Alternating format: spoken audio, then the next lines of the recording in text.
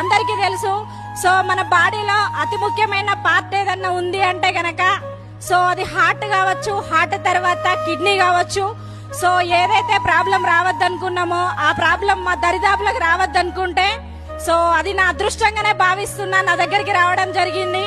ఏంటి అంటే గనక నాకు కంప్లీట్ బ్లడ్ ఇన్ఫెక్షన్ అయ్యి 2022 నవంబర్ 27వ తారీఖు రోజున నాకు కంప్లీట్ బ్లడ్ ఇన్ఫెక్షన్ అయ్యి గిడినెస్ వచ్చి నేను కింద పడిపోయాను. సో నా బీపీ చెక్ చేస్తే 180/110 రావడం జరిగింది. హాస్పిటల్ కి వెళ్తే కనుక 2 కిడ్నీస్ కూడా డ్యామేజ్ అయ్యాయి. ఈమె ఒక 4 to 5 months లో డయాలసిస్ కి వెళ్ళాలి అని చెప్పడం జరిగింది. సో అక్కడి నుంచి మేము చాలా హాస్పిటల్స్ జల్లెడ పట్టినట్టు తిరగడం స్టార్ట్ అయింది. సో ఎక్కడికి వెళ్ళినా కూడా మా డబ్బులన్నీ అయిపోతున్నాయే తప్ప నా హెల్త్ అయితే క్యూర్ అవ్వడం లేదు. నేను ఒక 45 days వరకు రైస్ కూడా తీసుకోలేదు. సో చాలా ఇంగ్లీష్ మెడిసిన్స్ వేసుకోవడం స్టార్ట్ అయింది.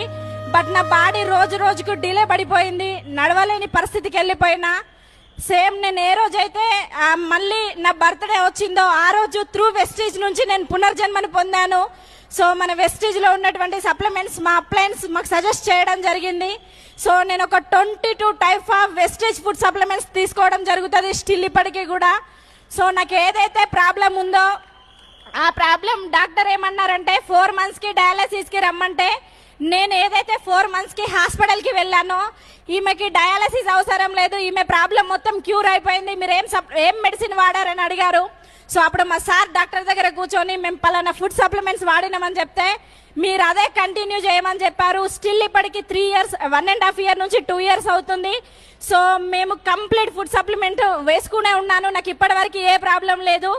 నేనే ఈ లోకానికి దూరం అయితే అనుకున్న నేను ఈ రోజు ఒక 100 మంది 1000 మంది ఉమెన్స్ కి ఆదర్శంగా ఉండి ఈ బిజినెస్ నేను చేయగలుగుతున్నా అంటే మీ అందరితో కూడా అవుతుందని అనుకుంటా ఉన్నాను.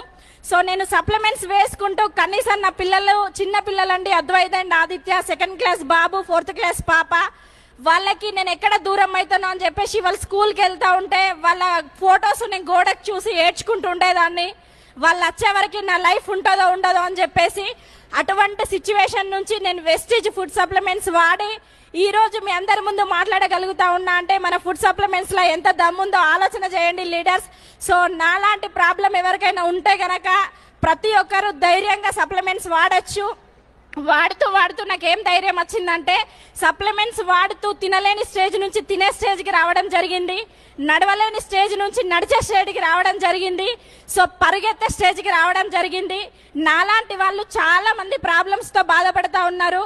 వాళ్ళందరికీ కూడా మనం ఒక హెల్ప్ చేసిన వాళ్ళు అవుతామని చెప్పేసి మేము